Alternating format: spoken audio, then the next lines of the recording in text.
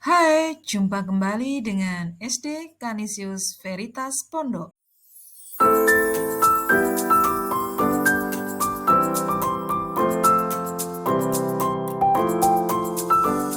Perlu kita pahami bersama bahwa komunitas belajar adalah sekelompok pendidik dan tenaga kependidikan yang belajar bersama dan berkolaborasi secara rutin dan berkelanjutan dengan tujuan yang jelas dan terukur untuk meningkatkan kualitas pembelajaran sehingga berdampak pada hasil belajar murid berdasarkan pada 3 ide besar dan 5 dimensi yang menjadi pijakan dalam menjalankan seluruh prosesnya untuk perbaikan yang berkelanjutan.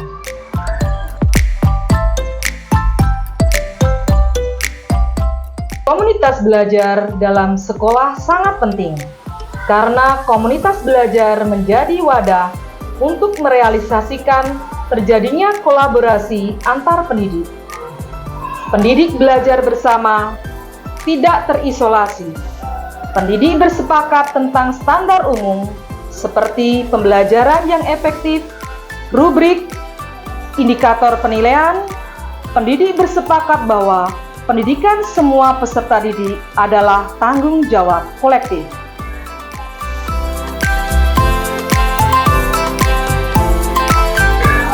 Terdapat 3 ide besar untuk mengoptimalkan terbangunnya komunitas belajar yang berpusat pada pembelajaran peserta didik, yakni 1. Fokus pada pembelajaran. Ketika belajar bersama di dalam komunitas belajar, pendidik diharapkan berfokus pada pembelajaran peserta didik. 4 pertanyaan kunci menjadi acuan peserta didik supaya fokus belajar dan berdiskusi dalam komunitas belajar adalah pembelajaran peserta didik.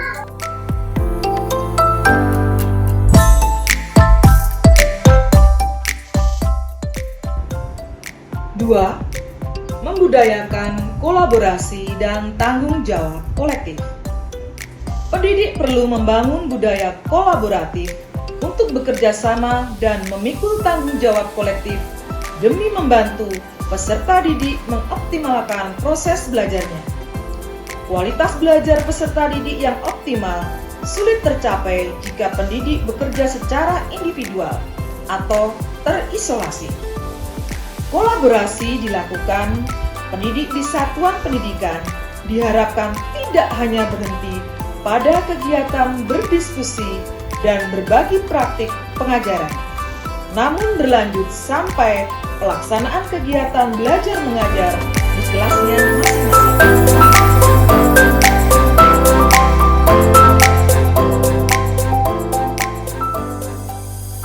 3. Berorientasi pada hasil belajar peserta didik. Oleh karenanya, output serta acuan terbangunnya komunitas belajar di satuan pendidikan yang efektif bukan pada seberapa baiknya rencana yang telah disusun dan dilaksanakan, tetapi pada seberapa dampaknya hal tersebut pada peningkatan hasil belajar peserta didik.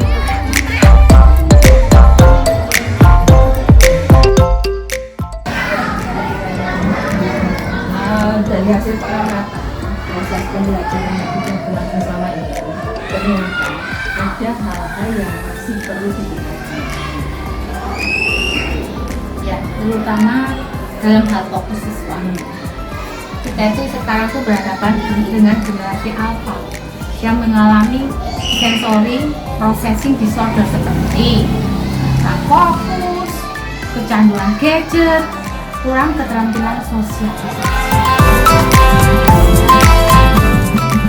Itu beranggotakan guru dan guru mapel kelas 1 dan kelas 2. Fase B beranggotakan guru dan guru mapel kelas 3 dan kelas 4. Fase C beranggotakan guru dan guru mapel kelas 5 dan kelas 6. Itu ada di kurikulum.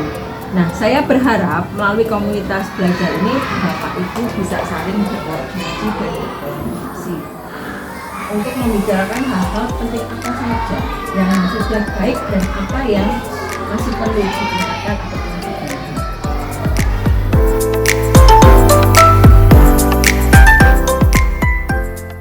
Selamat siang Bapak Ibu, sesuai kesepakatan kita pada pertemuan pertama, saya akan memimpin diskusi refleksi. Baik ya, saya mulai dari kelasnya Bu Rina. Bagaimana Bu Rina posisi murid-muridnya? Sesuai hasil pengamatan saya Bu ya, kemampuan fokus murid saya itu beragam, dan selama ini saya juga masih kesulitan dalam membuat metode pembelajaran yang sesuai dengan kondisi peserta didik saya yang beragam. Saya juga mengalami hal yang sama dengan Bunda, Sherly, Bunga, dan beberapa temannya sudah fokus dalam pembelajaran. Tapi Kevin, Celo, Tito, dan beberapa anak yang lainnya belum fokus atau belum bisa konsentrasi. Jadi hal ini perlu mendapat perhatian. Kalau pengalaman saya dari unit sebelumnya Bu, murid-murid itu saya ajak untuk melaksanakan kontemplasi. Apakah Bapak Ibu setuju apabila kita mulai melaksanakan kontemplasi untuk melatih fokus murid-murid kita? Ya, setuju. Sepertinya kita perlu bersama-sama belajar terkait penanganan fokus siswa agar kita bisa mengatasi permasalahan murid dalam pembelajaran.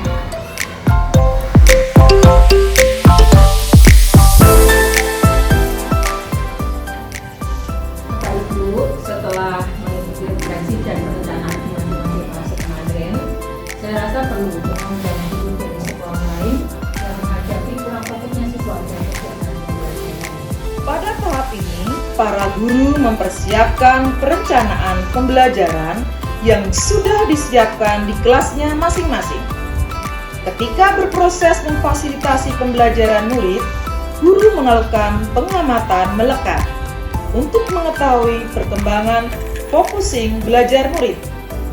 Ketika implementasi pelaksanaan perencanaan dilakukan di kelas model, guru lain dapat melakukan observasi proses pembelajaran di kelas tersebut dengan berfokus pada hal yang telah disepakati sebelumnya.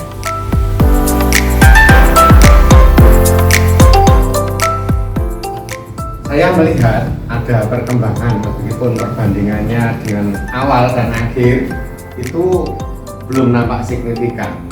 Namun murid-murid terlihat tidak bosan dan masih fokus meskipun harus melihat teks-teks. Ini berbeda sekali ketika saya belum melakukan kontemplasi bersama murid-murid.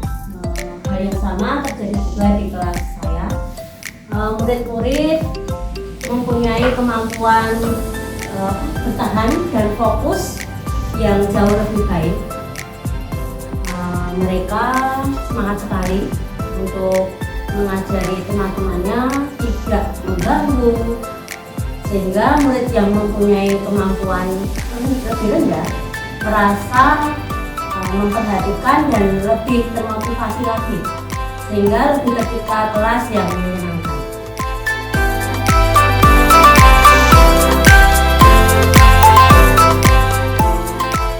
Ibu, kalau saya lihat dalam 2 bulan terakhir ini, Bapak Ibu sudah berhasil mengimplementasikan rencana peningkatan kemampuan fokus murid dalam kegiatan pembelajaran.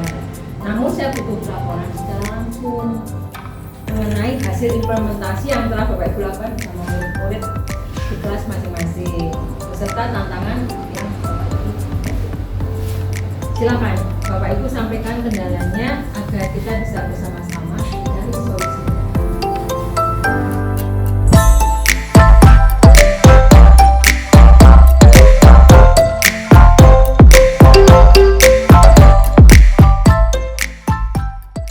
Dari beberapa peristiwa yang telah kita alami bersama-sama, dari refleksi dan sebagainya, saya dapat mengambil kesimpulan untuk sementara rencana implementasi yang Bapak Ibu lakukan sudah menunjukkan dampak positif untuk murid kita.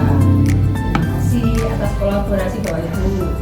hasil diskusi hari ini dan juga diskusi di masing-masing fase kemarin bisa dijadikan refleksi untuk siklus berikutnya. Sekali lagi terima kasih ya Bapak Ibu ya. Oke.